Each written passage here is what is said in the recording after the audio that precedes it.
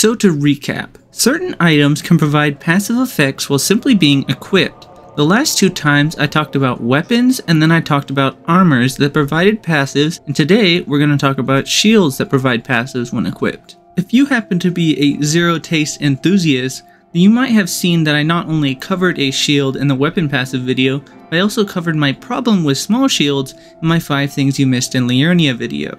This time though, you guys just gotta let me cook because I got you guys some heat today. So before we start, I want to thank you guys for 350 subscribers because honestly, I never even thought that I'd get this far, but let's get into the video before I start crying.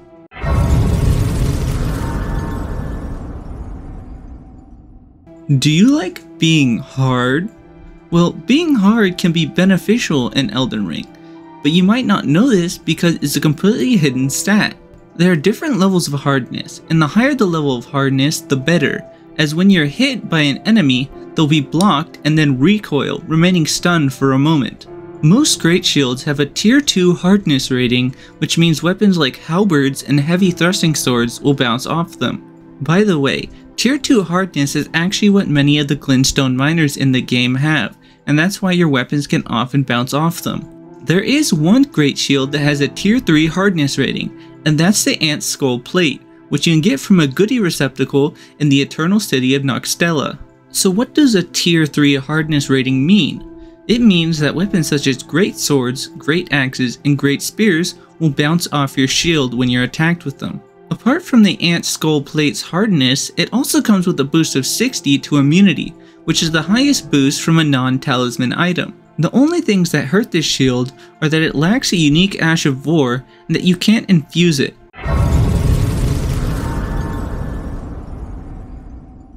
Certain weapons in Elden Ring provide a blanket damage increase to certain enemies.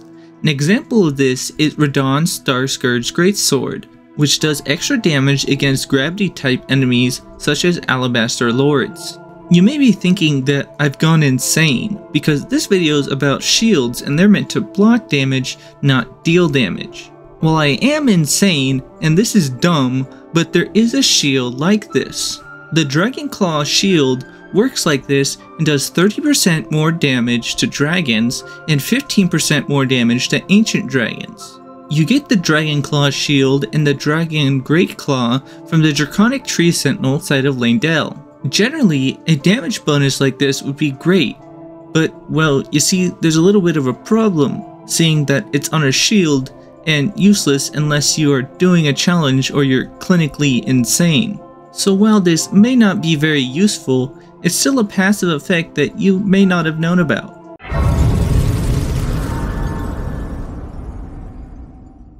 Have you ever wanted a toy snake that you could command to bite and inject your sibling with a lethal poison as a prank? Well, Elden Ring might just have something that will tickle your pickle. That's the Coil Shield, which can be found in the Volcano Cave, which is infested with Bok's cousins. You don't even need to fight the boss, as it's found in this chamber off to the side.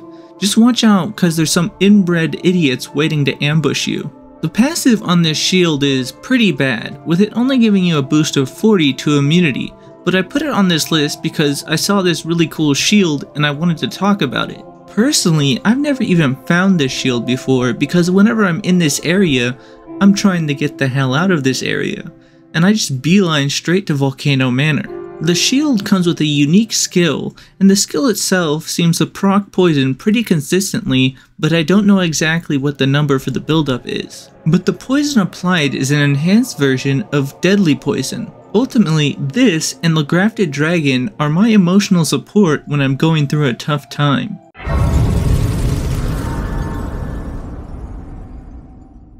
While exploring Caelid, you may happen upon Ghoul Cave, which I'm pretty sure is meant to be pronounced as Jail Cave.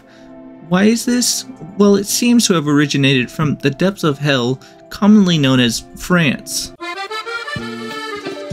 Anyway, when you get inside, you'll quickly realize why somebody would name this place Jail Cave.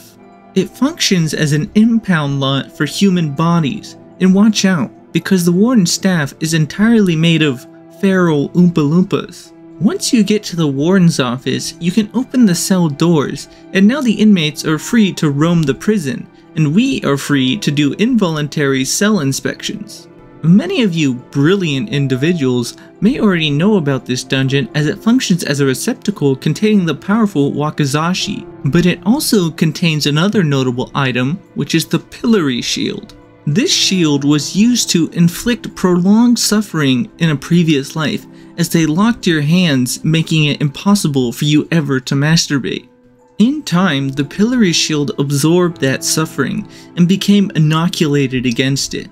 Now the pillory shield provides a boost of 50 to vitality, which increases your resistance to succumbing to a stress-induced heart attack. While Deathblight isn't really a problem currently, this pillory shield may become more important when the DLC comes out.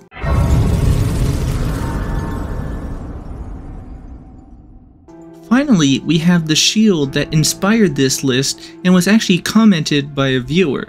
So thanks to this viewer for the suggestion, and if I ever use any other ideas from the comments, I'll be sure to give the comment a shout out. The shield in question is the Eclipse Great Shield, which seems to be a vandalized version of the Cuckoo Knight shield painted with a sun in eclipse. And I don't know what Sherman Williams ass paint they used on this, but it increased the guard boost by 3 and added a boost of 50 to robustness, immunity, and focus. You can get this shield from the Mausoleum Knights wielding them in Liurnia, but I recommend farming it by spawn camping the one in front of the Black Knife Catacombs. I personally really like this shield, but it is pretty heavy, so if you just want the passive, then you can get the same exact boost of 50, 50, and 50 with the Spiral Horn shield. Well, this is the end of the video, so let me know if you enjoyed the video by liking, and feel free to comment what you'd like to see next. I always read every comment, and seeing them is the best part of my day. My next video will be coming out soon, and it should be Elden Ring with only equipment from NPCs. If that sounds interesting, then you can subscribe because I'll be posting more content in the future.